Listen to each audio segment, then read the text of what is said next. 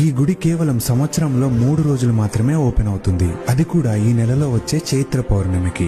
దట్టమైన నల్లమల్ల అడవిలో జరిగే ఈ పవిత్రమైన జాతరని దక్షిణ అమర్నాథ్ యాత్రగా పిలుస్తారు. ఇదే మన సలేశ్వర లింగమయ్య జాతర.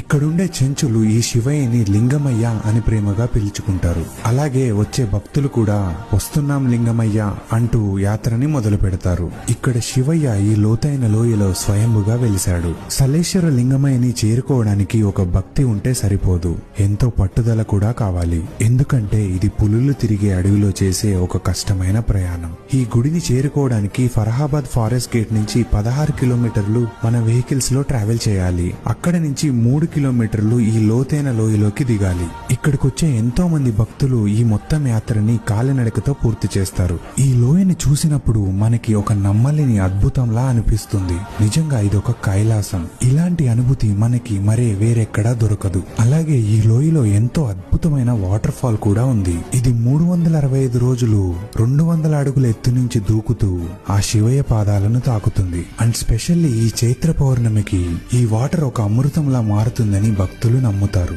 మనం ఎంతో ఇష్టంగా వచ్చే ఈ జాతర వల్ల ఈ ఫారెస్ట్ కి మరియు వైల్డ్ లైఫ్ కి ఎంతో నష్టం కూడా జరుగుతుంది. ప్రతి ఏటా ఈ యాత్ర ఇలా కొనసాగాలి అంటే మనం భక్తితో పాటు కొంచెం బాధ్యతతో కూడా రావాలి. ఎందుకు